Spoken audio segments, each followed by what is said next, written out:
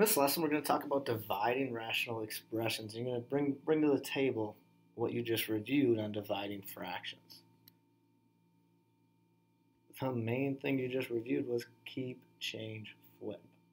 So dividing rational expressions is identical to multiplying rational expressions. There's just one step you have to put in place before you begin, and that is your keep, change, flip. So before we begin, we're going to keep the first fraction of 4x to the third over 9x squared y. We're going to change it to multiplication, and we're going to flip. We're going to put 9y to the fifth on top over 16. And then before we even multiply, if we want to, you choose your method on this one. What I'm going to do is I see 9s on top, and I see a 9 on the bottom, and I'm going to cross those out. Then I see a 4 on the top, and I see that I can divide 16 by 4 to leave me with 4. So I know right now at this point I have 1 over 4 for my numbers.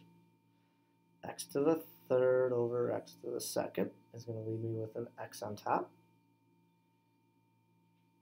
Y to the first, y to the fifth, that would leave me with y to the fourth. So the only thing different with dividing rational expressions is you got to perform your keep, change, flip, and then it just turns into multiplying rational expressions. So let's take a peek at this one. We've got 2x squared minus 7x minus 4 divided by over x squared minus 9 divided by 4x squared minus 1 over 8x squared minus 28x plus 12. This one's going to require a little bit of work. Notice how this top one is a trinomial where a is bigger than 1. So I'm going to do this right here.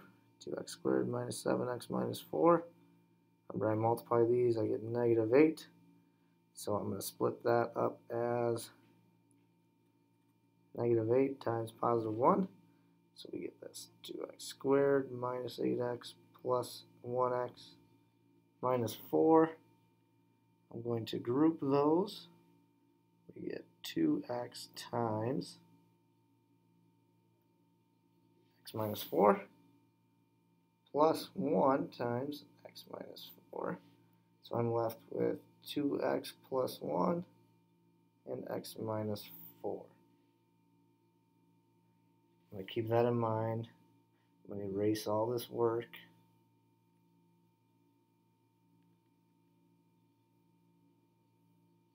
Okay, and I'm going to rewrite this right here. So we got 2x plus 1 over x minus 4 divided by, we have x squared minus 9. Well, I know that's easy. X plus 3 and x minus 3. Change the sign to multiplication, and I need to flip these two. So on the top, I'm going to factor 8x squared minus 28x plus 12. Looks like a trinomial where a is bigger than 1. So we're going to go 8 times 12. I'm going to do this work over here. 8x squared minus 28x plus 12.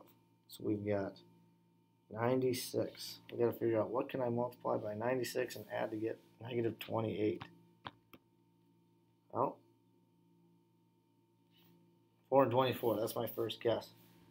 If I do a negative 4 and a negative 24, that would give me my positive 96, and that would add to get negative 28x. So we have 8x squared minus 4x minus 24x plus 12. I'm going to group and factor. So here I can pull out a 4x. I'm left with 2x minus 1. Negative 24 and 12, I can pull out a negative 12. And I'm left with 2x minus 1. So in the end we have 2x minus 1, 4x minus 12. This is going to go on top.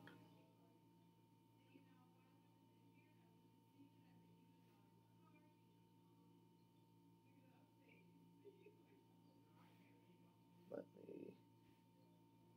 4x minus 12 up top here. Okay, I'm going to have to erase all this work. Give some more space.